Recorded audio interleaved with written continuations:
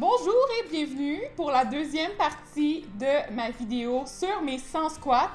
Comme j'avais dit dans la finale de la première partie, ça a l'air que c'était un peu plus long que prévu. Comme d'habitude, je parle vraiment toujours trop dans mes vidéos, puis je vais pas vous faire des vidéos trop longues.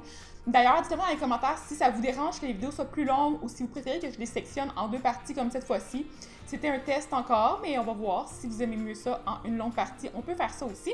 Bref, ce que je vais vous montrer aujourd'hui, c'est en lien encore là avec mes squats, mais c'est plutôt qu'est-ce que j'ai appris de l'expérience. Est-ce que mes mesures ont changé? Est-ce que mon corps a changé, s'est adapté en fonction de tout ce que j'ai fait comme entraînement? Et est-ce que ça vaut la peine de le faire à la maison? Puis, c'est ça, je vous laisse sur les images. Maintenant, pour mes mesures, donc j'ai pris mes mensurations, donc les mesures anthropométriques qu'on dit en fait en nutrition, pour pouvoir vous montrer s'il y a eu une différence avant et après le mois. Donc j'ai vraiment fait mes 100 squats pas mal tous les jours. Il y a peut-être des dernières journées que j'en ai fait partiellement parce que je vous avoue que je séparais souvent mes séances de squat. Je vais vous expliquer ça après. Mais en tout cas, j'étais quand même assez efficace. Donc, ce que j'ai fait, c'est que j'ai mesuré mes tours de cuisse, donc sous les fesses. J'ai mesuré les tours de cuisse plus au niveau moyen de la cuisse. En fait, je me suis vraiment basée sur des mesures qui existent. Je vous donnerai aussi les références pour pouvoir mieux comprendre un peu comment ça fonctionne. Après ça, j'ai fait mes tours de mollet. J'ai fait mon tour de taille à la place que c'est l'endroit le plus mince. Et j'ai aussi fait le tour de fesses à l'endroit où c'est le plus large. Et il y a eu quelques différences. Et je vous avoue que j'ai pris un petit peu de mesure, en fait, sur certains points, en fait, sur la majorité des points. Je pense que c'est tout des plus, il n'y a pas de moins nulle part.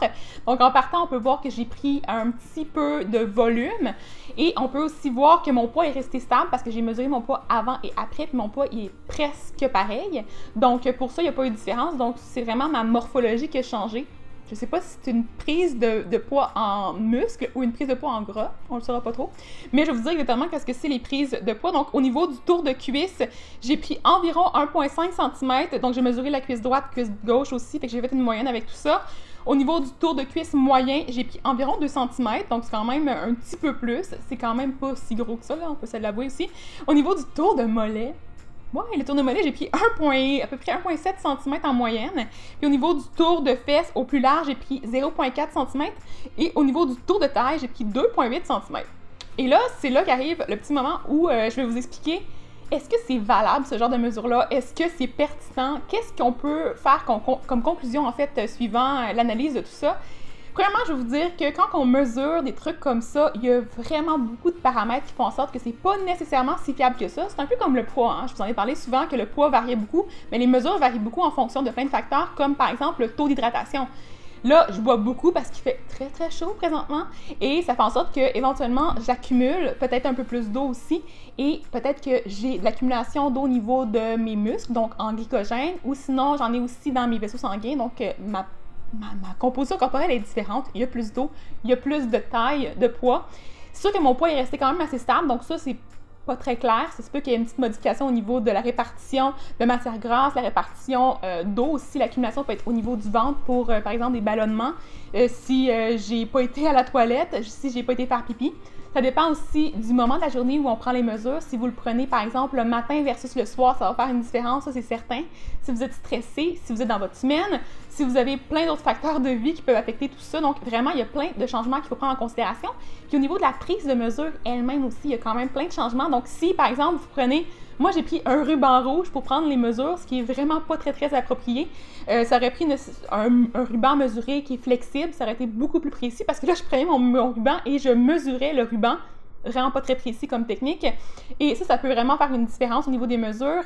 La personne qui mesure aussi, ça peut faire une différence parce que vous pouvez mesurer à un endroit, puis la personne peut mesurer à un autre endroit. Donc, si vous changez de personne qui mesure entre les deux, ça peut faire une différence. Puis déjà, en un mois, moi, j'avoue que je me rappelais plus où j'avais mesuré exactement. J'avais des petits diagrammes, justement, à suivre pour essayer d'avoir une certaine standardisation de tout ça. Mais c'est pas parfait, hein. Il y a toujours des petites erreurs qu'on peut faire. Donc, je peux vous dire que c'est pas nécessairement super fiable.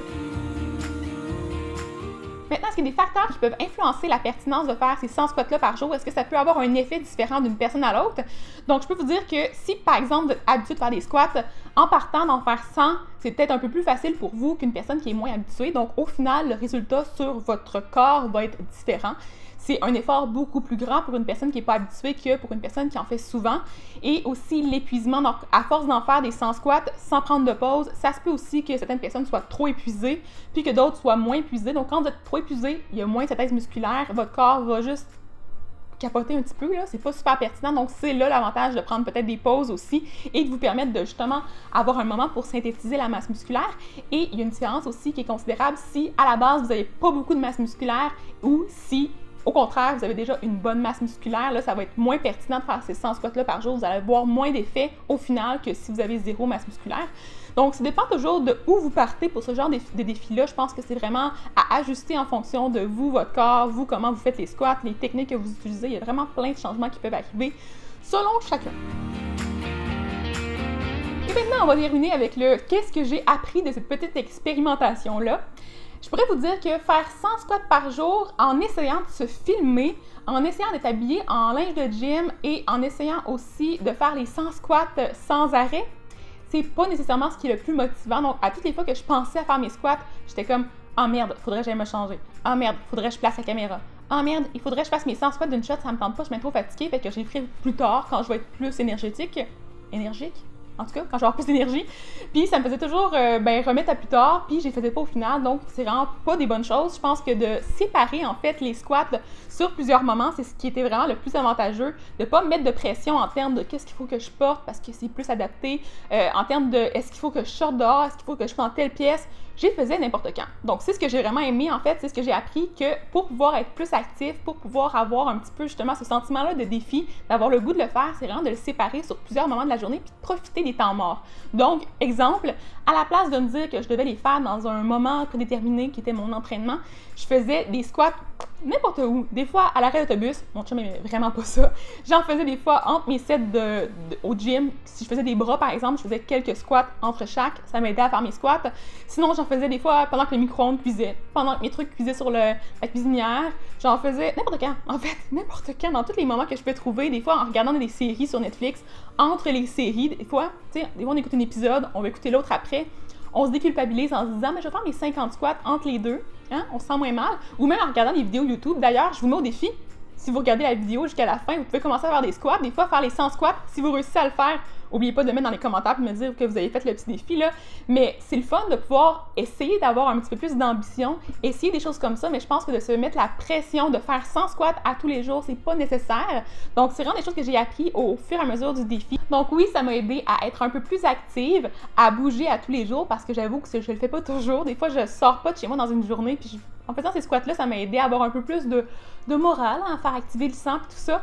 Mais c'est pas parfait. Donc j'espère que vous avez quand même aimé le principe de cette vidéo-là. C'est un petit peu différent comme d'habitude. Si vous avez des questions au niveau des types de repas qu'on peut manger après l'entraînement, comment qu'on peut faire pour optimiser la synthèse musculaire, en tout cas, toutes ces choses-là, n'oubliez pas de me le dire dans les commentaires en bas. Abonnez-vous à ma chaîne si c'est pas déjà fait.